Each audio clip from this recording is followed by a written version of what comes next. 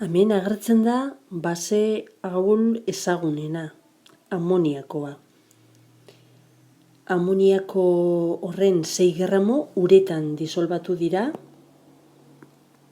Beraz, badakigu zenbat mol disolbatu diren, masa molarra amoniakoarena kalkulatu ondoren, eta 6 gramo horie 500 mililitroko disoluzioa eginez, hau da, ura gehituta, 500 mililitroko disoluzio bat lortu dugu, eta eskatzen den lehenengo galdera egiten dena da pH-a kalkulatzea.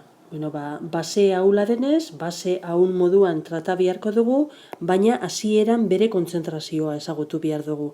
Ze kontzentrazioetan dago amoniakoa disoluzio honetan? 6,8 gramo amoniako moletara bihurtuta, 14-17 gramo amoniako mol bakoitzeko, eta horrela kalkulatzen dugu zenbat mol amoniako diren. 0,4 mol amoniako. Baina guk nahi dugu jakin ze kontzentrazioetan aurkitzen den prestatu dugun disoluzio horretan. Oraindik bakarrik mola kalkulatu ditugu. Orain kalkulatuko dugu kontzentrazioa, mol horiek volumenarekin zatituta, eta volumena 500 mililitrokoa litrotan adierazita daukagu 0,8 molarreko kontzentrazioa daukagula. Orduan, disoluzio horretan gertatzen den ionizazio prozesua, hau da, amoniakoa uretan, ur likidoarekin erreakzionatuz, oreka bat ematen du, base ahula delako, eta hidroxiloak askatuz. Horregaitik, izaera basikoa izango du disoluzio honek. Erreakzio hau egin dezakezu ere, bardin-bardin amoniakoaren ordez hidroxido amonikoa jarrita. Hidroxido amonikoa ipintzen badozu, ez duzu ura gehituko, bere hidroxiloak askatu egiten direla esanez bakarrik. Bietako edozein ondo egongo litzateke. Egia esan egokiagoa da bigarrena. Hori dalako amoniakoa uretan hartzen duen egoera hidroxido amonikoaren. Baina balio dute bata zein besteak. Orduan, zuk badakizu orain ze kontzentrazioetan dagoen amoniako hori, hidroxido amoniko hori, eta azido ahula denez, ipintzen duzu, zerbait disoziatuko dela eta agertuko dela amonio eta hidroxilo eran. Iristen zarenean orekara, eukiko duzu, hilara honetan adierazten duguna.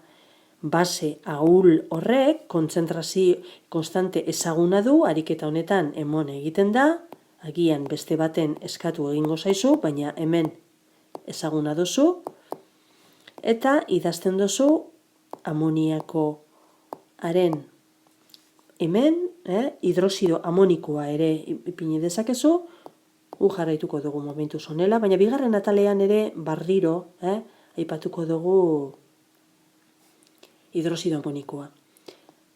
Horrela geratzen da, eta base ahula denez, hemen azaldu beharko zenduke zergaitik egiten duzun arbuiapen hori, base ahula denez esaten dugu arbuiagarria dela X, oso txikia dela zerekin konparatuta, eta C kenekiz esan dezakegu gutxi gora bera C dela. Orduan, arbuiapen hori azaltzen duzu, argudiatu egiten duzu, eta orain ipintzen dugu bigarren mailako ekuazio hau askoz errezagoa geratzen dela. Gero egingo dugu ere ia ze errore bete dugun kasu honetan arbuiapen hori egitean. Hemendik askatzen duzu X, X karratu berdin KC, hau da X berdin, erro KB bider C. ordezkatzen badozu KB eta ordezkatzen dozu C, lortzen dozun X-en balioa izango da 3,69 bideramar ber minus 3. Kontuan izan, X hori dala hidroxiloen kontzentrazioa, ez hidronioena. Beraz, pH da gero kalkulatuko duguna, baina momentuz pOH. Minus logaritmo hidroxiloen kontzentrazioa, minus logaritmo X. Hau da, minus logaritmo 3,69 bideramar ber minus 3. Horrela, lortzen dugun pOH-a da 2,42koa. Eta pH izango da 14 ken pOH hori. Beraz, lortzen dugu pH 11,48koa dela. Hori da, lehengo atalean eskatzen dena. Ze pH daukon amoniakozko disoluzio horrek. Bigarren atalean eskatzen da, goiko disoluzio horren 20 mililitro neutralizatu nahi direla, disoluzio horren, ze disoluzio, guk prestatuta daukagun disoluzio horren 20 mililitro, beraz kontzentrazio ezagunekoa dugu disoluzio hori, neutralizatu nahi ditugula, azido sulfurikozko 0,1 molar disoluzio batekin. Eta eskatzen da, ze volumen, azido sulfurikozko disoluzioaren ze volumen behar dugu neutralizazio hori burutzeko. Orduan, lehengo idatzi behar duguna da, zein dan neutralizazio erreazio hori. Hemen ere egingot bi eratara.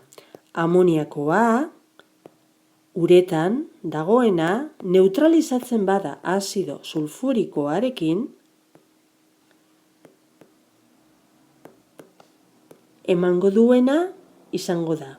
Begiratu, hemen ez dago OH-erik. Orduan, kasu honetan, ipiniko dozu zuzenean amonio sulfatoa eratutako gatza. Eta horretarako hemen bi bat jarri behar dozu doituta geratzeko. Hemen ez dugu urik ipini behar, horrela doituta geratzen dalako. Bi biderriru 6, gehi 8 hidrogeno eta 8 hidrogeno hemen ere bai. Orduan, beste guztiak ere egiaztatu dezakezu, erreazioa doituta daukazu. Baina, amoniakoarekin askotan errezagoa egiten zaigu hidroxido moduan ipintzea, zeguk hidroxidoak badakigu ondo nola neutralizatu azidoekin. Zer egiten dugu? Egiten duguna da beti, kontau zenbat hidroxilo dauden basean eta zenbat H dauden azidoan. Hemen bat eta hemen bi.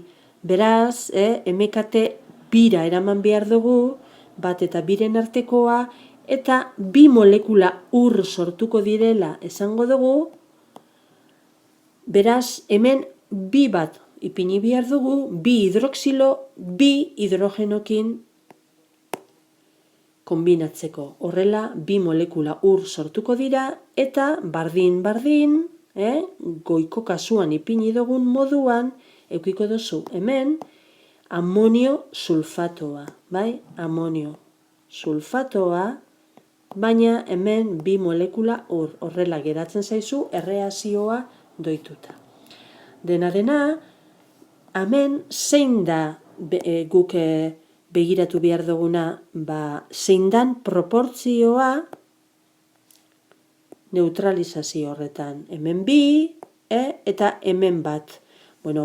Horrela jarraitzen dugu, eta orain ja ez dago inolako arazorik, zer da gure abiapuntua? Neutralizatu behar ditugun amoniakozko 20 mililitro disoluzio horiek. Lehengo, litrotara ipintzen bihurtzen ditugu, 1000 mililitro litro bat dela kontuan hartuz, eta orain kontzentrazioa erabilita 1 litro disoluzio amoniako, esan dugun moduan lehen, aurreko atalean, kontzentrazioa 0,8 molar dela.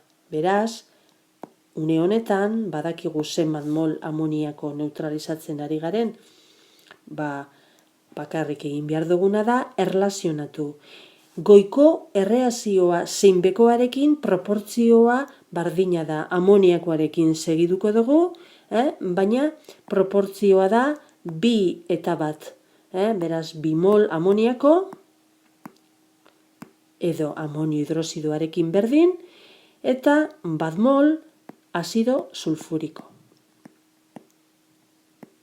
Mol azido sulfurikora behin iritzita, orain mol azido sulfuriko ezabatzeko erabiltzen dugu bere molartasunaren erlazioa.